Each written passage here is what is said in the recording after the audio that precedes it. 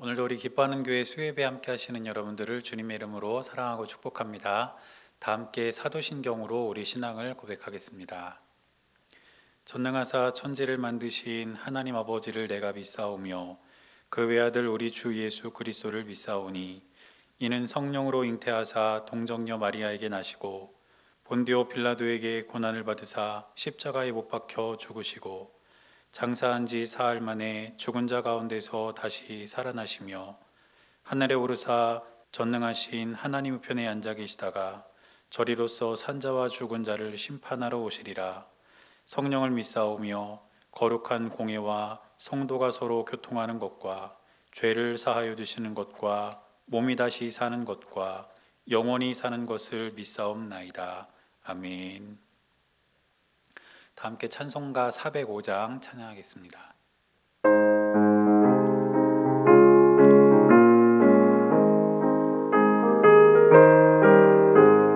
주의 친절한 발에 안기세 우리 맘이 평안하리니 항상 기쁘고 볼이 되겠네. 영원하신 발에 안기세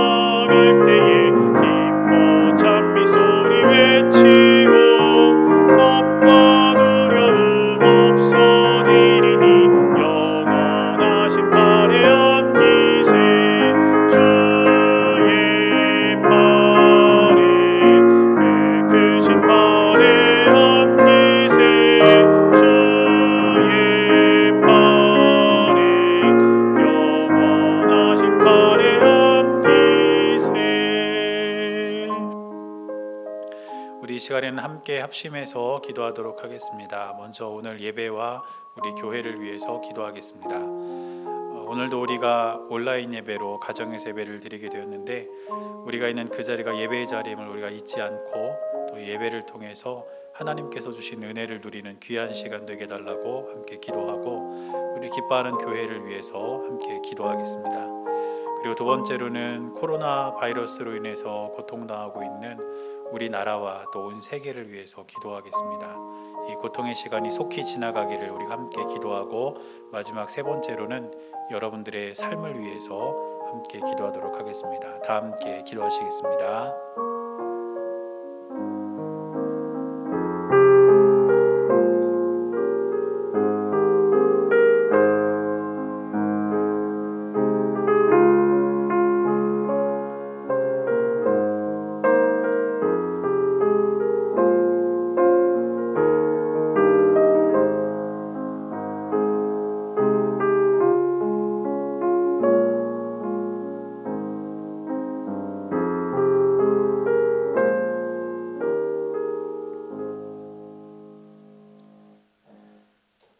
살아계신 하나님 감사합니다. 오늘도 우리를 예배의 자리로 인도해 주시고 하나님 앞에 나와서 찬양하고 기도하며 또 말씀을 함께 나눌 수 있도록 은혜 주시니 감사를 드립니다. 사랑하는 주님, 우리가 이 예배를 통해서 주님께서 주신 은혜를 누리는 귀한 시간 될 수 있도록 주님 인도하시고 우리 교회가 이 지역에 꼭 필요한 교회, 하나님의 영광을 드러내는 교회로 쓰임받을 수 있도록 주님 역사하여 주시옵소서. 코로나 바이러스로 인해서 여전히 많은 사람들이 큰 고통 중에 있습니다. 주님께서 그 모든 아픔과 고통을 아실 줄 믿사오니 이 고통의 시간이 속히 지나갈 수 있도록 주님 인도하여 주시고 또한 이러한 시간들을 통해 우리에게 말씀하고자 하시는 그 하나님의 뜻을 우리가 분별하고 헤아릴 수 있는 지혜도 허락하여 주옵소서. 이 시간 예배를 드리는 사랑하는 주의 백성들의 삶에 많은 기도의 제목들과 마음의 소원들이 있습니다. 하나님께서 다 아실 줄 믿사오니 주님께서 기억하여 주시고 하나님의 때에 하나님의 방법으로 응답하여 주셔서 우리의 모든 삶이 하나님의 살아계심을 증명하는 삶이 될 수 있도록 우리 삶을 이끌어 주옵소서.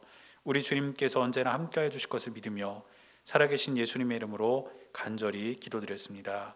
아멘.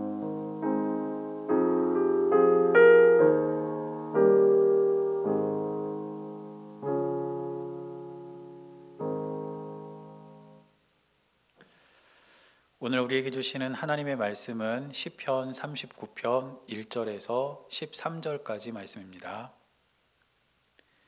구약 성경 시편 39편 1절에서 13절까지 말씀입니다. 제가 말씀을 봉독할 때 여러분도 함께 말씀을 보시기 바랍니다. 내가 말하기를 나의 행위를 조심하여 내 혀로 범죄하지 아니하리니 악인이 내 앞에 있을 때에 내가 내 입에 재갈을 먹이리라 하였도다. 내가 잠잠하여 선한 말도 하지 아니하니 나의 근심이 더 심하도다. 내 마음이 내 속에서 뜨거워서 작은 소리로 읊조릴 때에 불이 붙으니 나의 혀로 말하기를 여호와여 나의 종말과 연한이 언제까지인지 알게 하사 내가 나의 연약함을 알게 하소서. 주께서 나의 날을 한 뼘 길이만큼 되게 하심에 나의 일생이 주 앞에는 없는 것 같사오니 사람은 그가 든든히 서 있는 때에도 진실로 모두가 허사뿐이니이다. 진실로 각 사람은 그림자같이 다니고 헛된 일로 소란하며 재물을 쌓으나 누가 거둘는지 알지 못하나이다. 주여 이제 내가 무엇을 바라리요? 나의 소망은 주께 있나이다. 나를 모든 죄에서 건지시며 우매한 자에게서 욕을 당하지 아니하게 하소서. 내가 잠잠하고 입을 열지 아니함은 주께서 이를 행하신 까닭이니이다. 주의 징벌을 나에게서 옮기소서. 주의 손이 치심으로 내가 쇠망하였나이다. 주께서 죄악을 책망하사 사람을 징계하실 때에 그 영화를 좀먹음같이 소멸하게 하시니 참으로 인생이란 모두 헛될 뿐이니이다. 여호와여 나의 기도를 들으시며 나의 부르짖음에 귀를 기울이소서. 내가 눈물 흘릴 때에 잠잠하지 마옵소서. 나는 주와 함께 있는 나그네이며 나의 모든 조상들처럼 떠도나이다. 주는 나를 용서하사 내가 떠나 없어지기 전에 나의 건강을 회복시키소서. 아멘.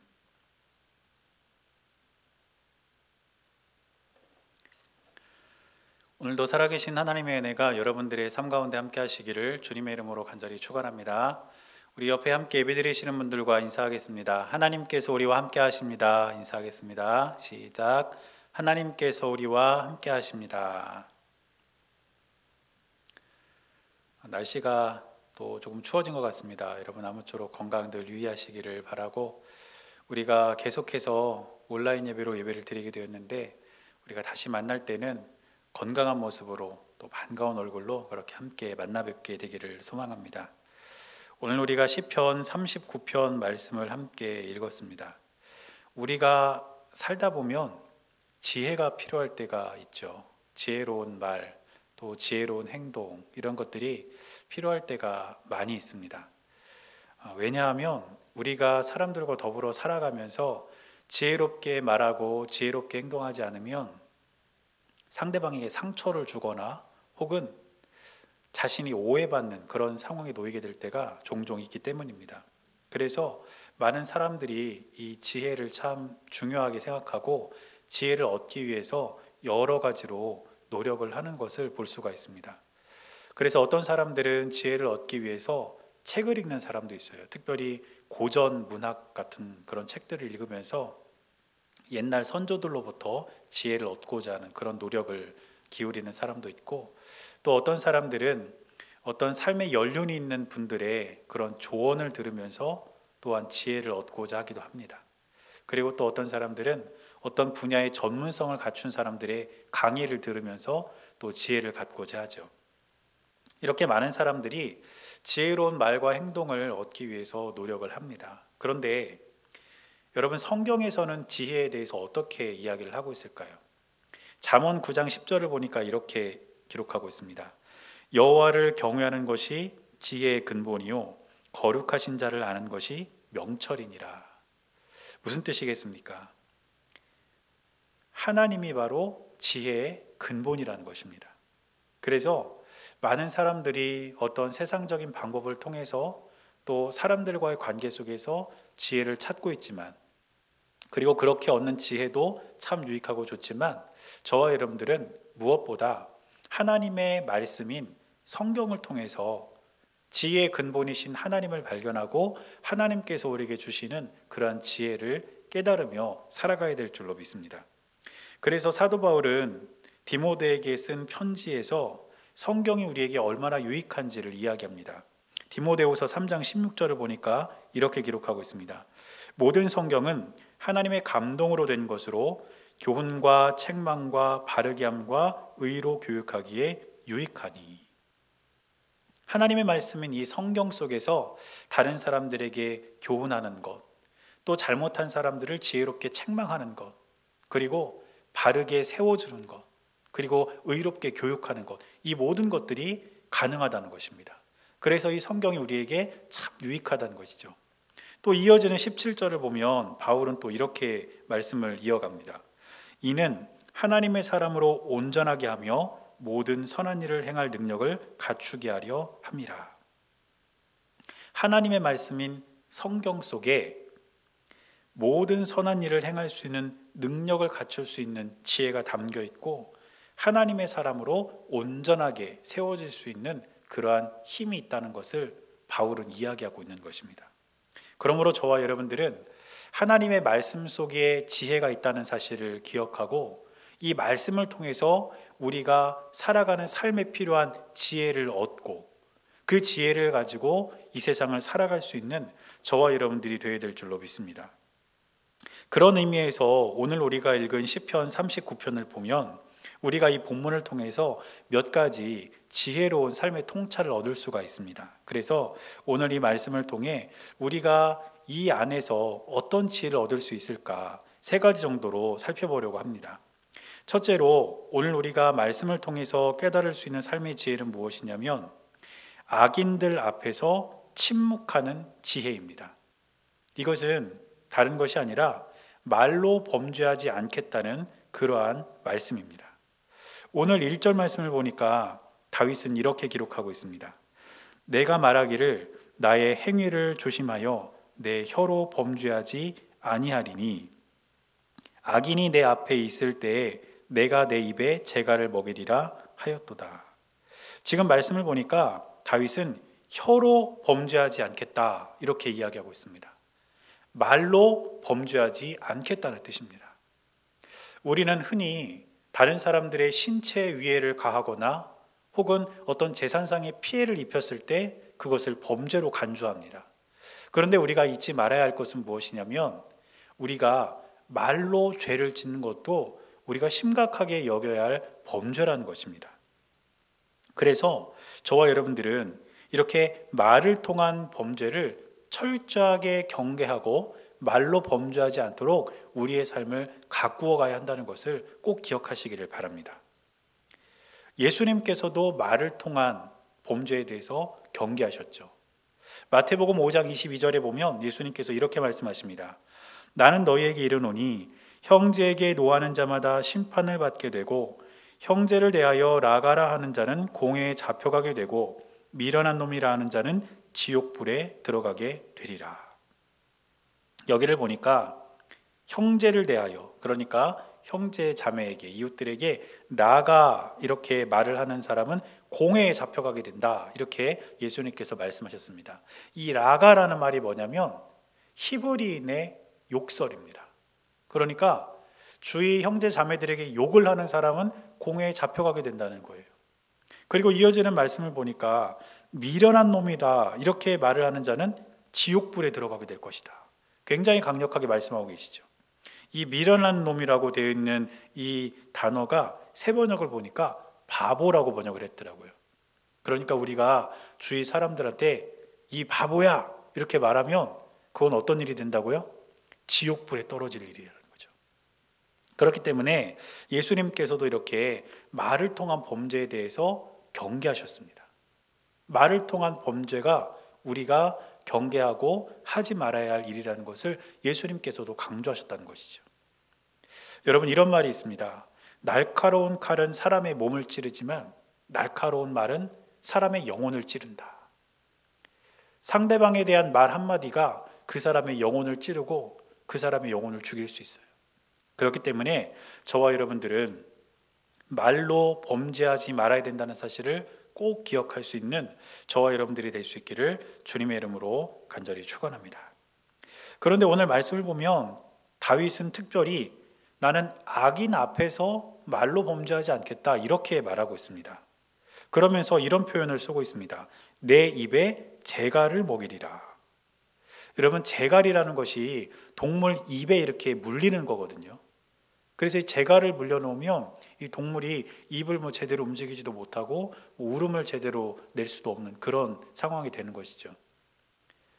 다윗이 지금 이런 표현을 쓴 것은 무슨 뜻일까요? 의도적으로라도 자신의 입에 재갈을 물려서라도 악인들 앞에서 자신이 말로 범죄하지 않겠다는 어떤 결연한 의지를 표현하고 있는 겁니다. 왜 그럴까요? 여러분, 만약에 나에게 어떤 피해를 준 그런 악인이 내 앞에 있다면 그 악인에게 좋은 말이 나올 수 있겠습니까? 누군가 여러분들에게 잘못한 사람이 여러분 앞에 있다면 여러분 그 사람에게 좋은 말을 할 수 있을까요? 그렇지 않습니다. 욕을 할 수도 있고 저주를 퍼부을 수도 있는 것이죠. 이게 상식입니다. 그래서 다윗은 자신의 입에 재갈을 물려서라도 그 악인에게 말로 범죄하지 않겠다고 지금 이야기를 하고 있는 것입니다. 악인들에게 욕을 하고 악인들을 저주해도 사실 그들에게서 변하는 것은 별로 없어요. 그런데 그렇게 욕을 한 나는, 그렇게 저주한 나는 어떻게 됩니까? 말로 범죄한 자가 되는 겁니다. 그렇기 때문에 결국 악한 자를 저주하고 욕하는 것은 자신만 죄인이 되는 길이고 자신만 손해받는 길이 되는 것입니다. 그러므로 다윗의 오늘 이 결단과 같이 저와 여러분들은 말로 범죄하지 않을 뿐 아니라 혹시라도 우리를 핍박하고 우리에게 피해를 준 악인이 있을지라도 그들을 저주하거나 그들을 욕하는 범죄를 저지르지 않는 저와 여러분들이 될 수 있기를 바랍니다. 이것이 바로 지혜라는 것이죠. 그런데 성경에서는 여기서 우리가 한 걸음 더 나아가도록 하나님께서는 우리에게 말씀하고 있습니다. 로마서 12장 14절을 보니까 바울은 이렇게 이야기합니다. 너희를 박해하는 자를 축복하라. 축복하고 저주하지 말라. 악인들이 내 앞에 있을 때, 나에게 피해를 준 사람이 내 앞에 있을 때 그들을 저주하지 말고 말을 아예 안 하는 것을 넘어서서 오히려 그들을 축복하라는 거예요. 여러분, 과연 가능할까요? 제가 말씀을 준비하면서 이 말씀을 읽고 제 스스로 한번 생각해 봤어요. 저에게 피해를 입히고 저를 저주하고 저에게 아주 나쁜 짓을 한 사람이 제 앞에 있다면 다윗이 오늘 이 시편 말씀을 통해서 고백한 것처럼 그런 악한 사람 앞에서 내 입을 닫아버리고 아예 말로 범죄하지 않는 것까지는 어느 정도 할 수 있을 것 같아요. 그런데 그를 과연 축복할 수 있을까? 쉽게 그렇게 할 수 있다라고 결론이 안 내려지더라고요. 그러나 하나님의 말씀이 우리에게 그것을 요구한다면 저와 여러분들은 그렇게 하도록 노력해야 될 줄로 믿습니다.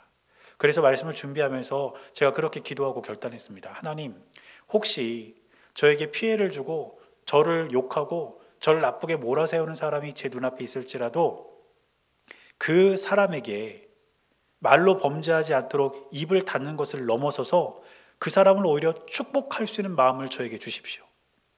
그렇게 할 수 있도록 제 마음을 하나님의 마음으로 만져주십시오. 제가 그렇게 기도했어요. 여러분도 그렇게 되기를 바랍니다.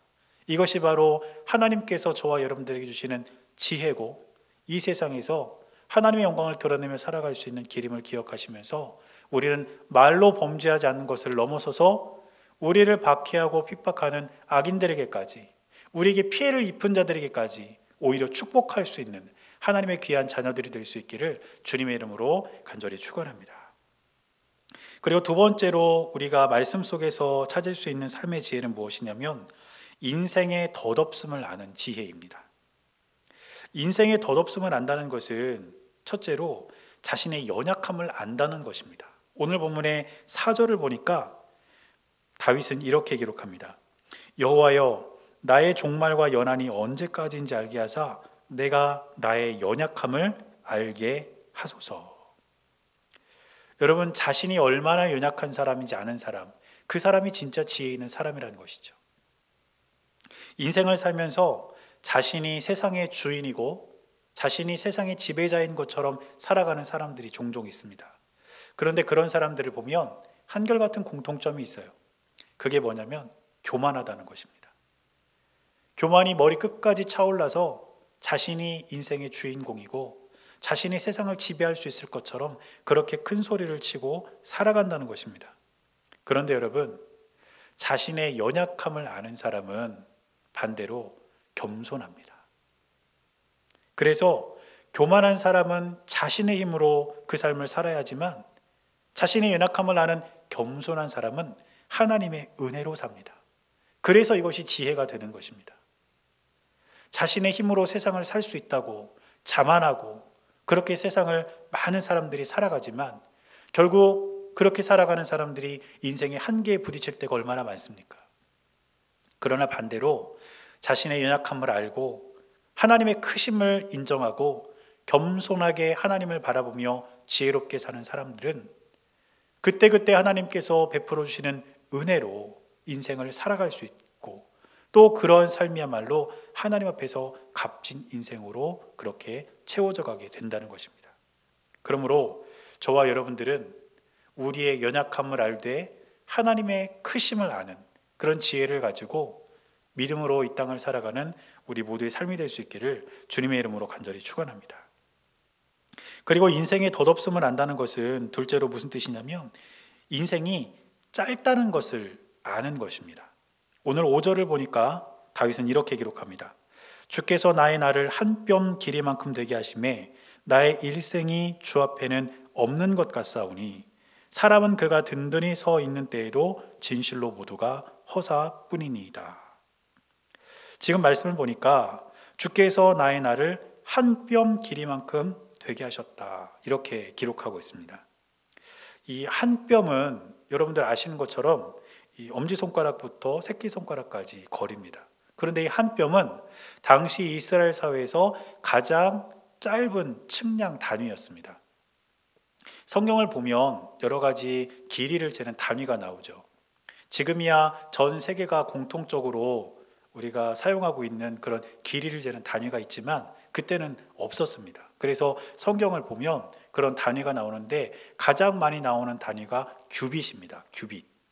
규빗은 팔꿈치에서부터 손가락 끝까지 이 길이를 규빗이라고 합니다. 그래서 한 규빗, 두 규빗, 이것은 팔꿈치에서 손가락까지의 길이가 이제 한 번이냐 두 번이냐 이것을 나타내는 그런 측량 단위인데 이 규빗보다 작은 단위가 한 뼘이고 이 한 뼘보다 작은 단위는 그 당시 없었다고 그래요.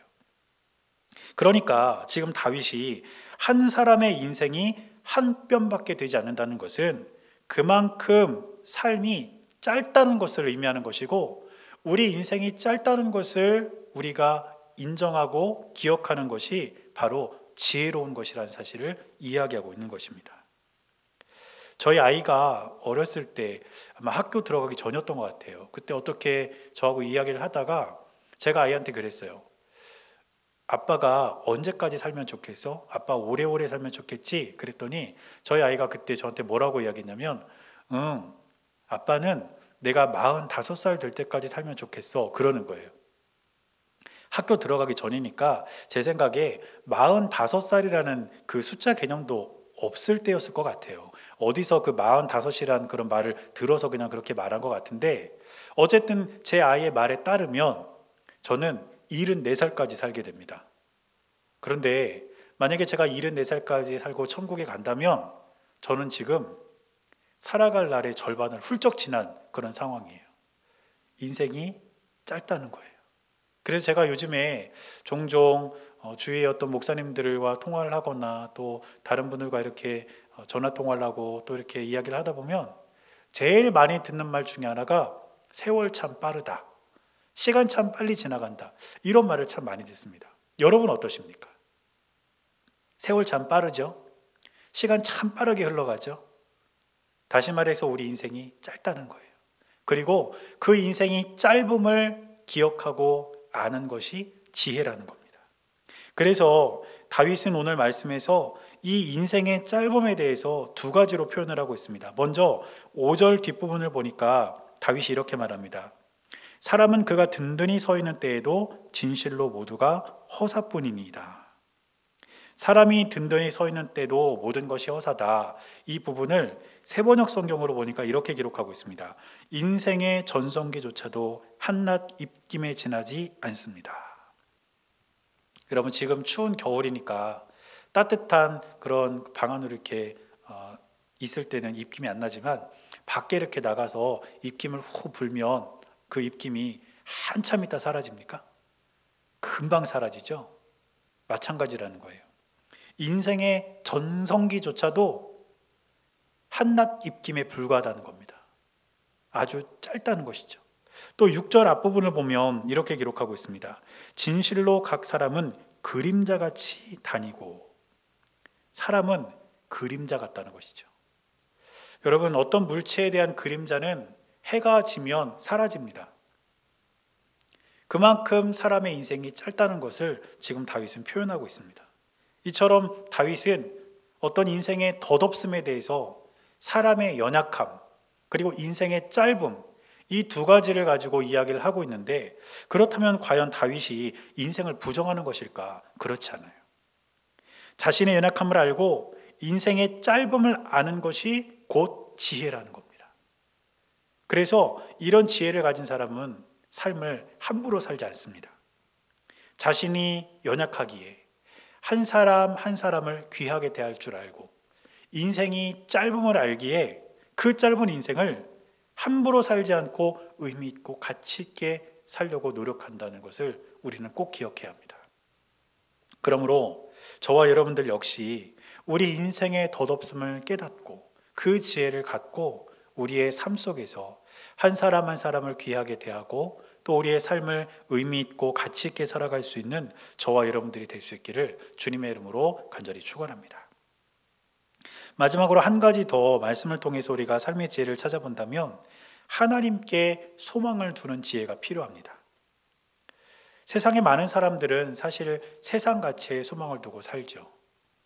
그런데 오늘 말씀을 보면 다윗은 세상에 소망을 둔 것이 아니라 하나님께 소망을 두고 있음을 알 수 있습니다. 오늘 본문의 7절을 보니까 다윗은 이렇게 기록합니다. 주여, 이제 내가 무엇을 바라리요? 나의 소망은 주께 있나이다. 주님, 나 바라는 것 없습니다. 나는 오직 주님만 바라고 나의 소망을 주님께 두기 원합니다. 이것이 다윗의 고백입니다. 여러분, 그렇다면 다윗이 이처럼 하나님께 소망을 두는 이유가 무엇일까요? 이어지는 말씀을 읽어보면 다윗이 하나님께 소망을 두는 이유를 우리가 찾아볼 수가 있습니다. 먼저 8절을 보니까 다윗은 이렇게 기록합니다. 나를 모든 죄에서 건지시며 우매한 자에게서 욕을 당하지 아니하게 하소서. 다윗이 왜 하나님께 소망을 두는 것일까요? 모든 죄에서 건지시는 분, 죄에서 우리를 구원하실 분이 하나님밖에 없기 때문이에요. 그래서 다윗은 하나님께 소망을 두는 것입니다. 두 번째, 9절을 보니까 또 이렇게 말합니다. 주의 징벌을 나에게서 옮기소서. 주의 손이 치심으로 내가 쇠망하였나이다. 주의 징벌을 나에게 옮겨주십시오. 다시 말해서 내가 잘못한 것을 용서해 주십시오. 왜 다윗이 하나님께 소망을 둡니까? 하나님만이 우리의 잘못을 용서해 주실 수 있기 때문이에요. 그것이 다윗이 하나님께 소망을 두고 살아가는 이유입니다. 그리고 13절을 보니까 또 이렇게 기록합니다. 주는 나를 용서하사 내가 떠나 없어지기 전에 나의 건강을 회복시키소서. 몸과 마음의 건강을 회복시키실 수 있는 분, 누구밖에 없을까요? 하나님밖에 없습니다.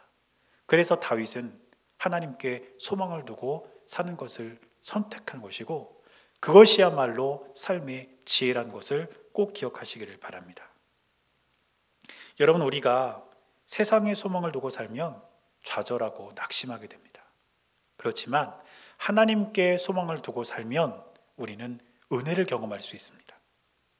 그래서 성경을 보면 하나님과 소망을 연결해서 이렇게 말씀하고 있는 구절들이 종종 있습니다. 그 중에 대표적인 구절이라고 한다면 시편 62편 5절이라고 할 수 있는데, 시편 62편 5절에 보면 이렇게 기록하고 있습니다. 나의 영혼아 잠잠히 하나님만 바라라. 무릇 나의 소망이 그로부터 나오는도다.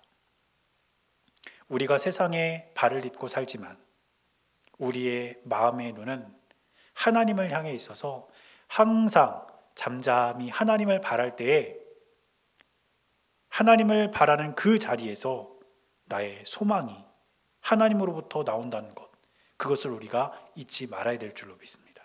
그래서 저와 여러분들은 세상에 소망을 두고 사는 것이 아니라 하나님께 소망을 두고 살아가는 지혜를 가지고 하루하루를 사는 저와 여러분들의 삶이 될 수 있기를 주님의 이름으로 간절히 축원합니다. 이처럼 오늘 시편 39편을 통해서 우리가 이 말씀을 통해서 이 세상에서 필요한 어떤 삶의 지혜들을 몇 가지 이렇게 찾아봤는데, 여러분, 많은 지혜들 중에 우리가 마땅히 가져야 할 최고의 지혜 하나를 꼽는다면 그게 뭘까요? 우리가 이 세상을 살면서 가져야 할 수많은 지혜들 중에 가장 중요한 지혜, 최고의 지혜는 다름이 아니라 구원에 이르는 지혜인 줄로 믿습니다. 종종 구원파하고 신천지에서 저한테 우편물도 보내고 메일도 보내요. 우편물이 오면 뜯어보지도 않습니다. 그리고 이제 반송도 시키고 전화해서 보내지 말라 이렇게 이야기를 했는데도 계속 보내요. 또 어제는 신천지에서 메일도 왔어요. 그런데 그런 이단들의 어떤 그 메일이나 혹은 뭐 그런 어떤 잡지나 뭐 이런 그 우편물을 통해서 그들이 이야기하는 건 뭐냐면 자기들에게만 구원이 있다는 거예요. 신천지 그 메일에는 뭐 심지어 이렇게 돼 있더라고요. 많은 목사님들이 신천지에 와서 새로운 구원을 뭐 얻었다. 뭐 이렇게 나와 있어요. 자기들에게만 구원이 있대요. 그런데 구원에 이르는 지혜는 어디에 있는지 아십니까? 하나님의 말씀인 성경에만 있습니다. 디모데후서 3장 15절을 보니까 바울은 디모데에게 이렇게 말합니다. 또 어려서부터 성경을 알았나니 성경은 능히 너로 하여금 그리스도 예수 안에 있는 믿음으로 말미암아 구원에 이르는 지혜가 있게 하느니라. 성경 안에만, 하나님의 말씀에만 구원에 이르는 지혜가 있습니다.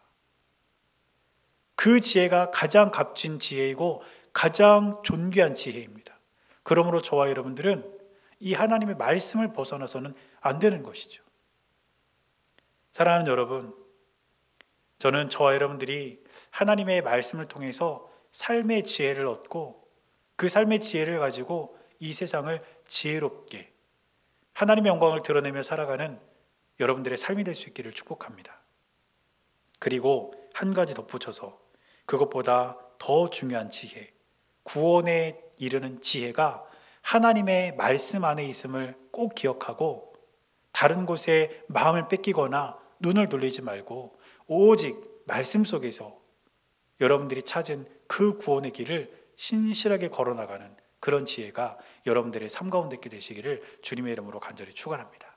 그래서 우리의 삶 가운데 하나님께서 말씀을 통해 주시는 삶의 지혜를 가지고 이 땅을 살고 우리에게 주신 구원의 지혜를 가지고 하나님 나라에 이르는 저와 여러분들의 삶이 될 수 있기를 주님의 이름으로 간절히 축원합니다. 기도하겠습니다. 사랑하는 하나님, 하나님의 은혜가 우리 가운데 있음을 기억하며 말씀 속에서 삶의 지혜를 찾는 주님의 귀한 자녀들 될 수 있도록 인도하여 주옵소서. 또한 구원에 이르는 지혜는 말씀 외에 어느 곳에도 존재하지 않는다는 사실을 우리가 다시 한번 기억하게 하셔서 오직 주의 말씀만 붙들고 믿음으로 살아가는 주님의 귀한 자녀들 될 수 있도록 은혜를 내려 주시옵소서. 우리 주님께서 언제나 함께해 주실 것을 믿으며 살아계신 예수님의 이름으로 간절히 기도드렸습니다. 아멘. 찬송가 430장 다 함께 찬양하시겠습니다.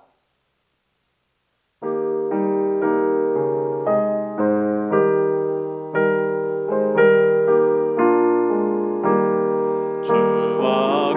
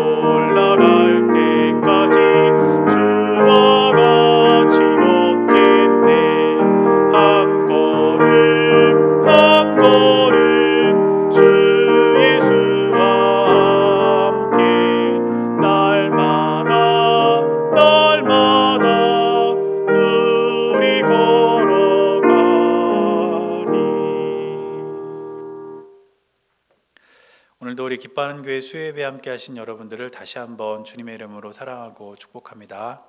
특별한 교회 소식은 없습니다. 여러분이 아시는 것처럼 지난 주일 오후에 정부의 사회적 거리두기 2.5단계가 2주간 다시 연장이 되었습니다. 그래서 2월 14일까지 계속해서 2.5단계 우리가 지침을 준수해야 할 그런 상황인데, 그래서 계속해서 우리 교회는 온라인 예배로 예배를 드리려고 합니다. 여러분들에게 안내해 드린 대로 우리가 2월 14일까지는 온라인 예배로 예배를 드리고, 그 이후에 또 정부의 방침에 따라서 예배를 드릴 수 있도록 그렇게 하겠습니다. 아무쪼록 여러분 건강들 유의하시고 우리가 함께 만나서 예배 드릴 그때에 반가운 얼굴로 또 건강한 모습으로 함께 만나 뵙기를 소망합니다. 제가 축도하고 오늘 예배 마치겠습니다. 이제는 우리 주 예수 그리스도의 은혜와 하나님 아버지의 크고 놀라우신 사랑과 성령님께서 함께 하시는 귀하고 복된 은혜가 이제 말씀에서 삶의 지혜를 찾고 그 지혜를 따라 살아가기를 결단하는 사랑하는 주의 백성들의 모든 삶 가운데 이제로부터 영원토록 함께 하시기를 주님의 이름으로 간절히 축원하옵나이다. 아멘.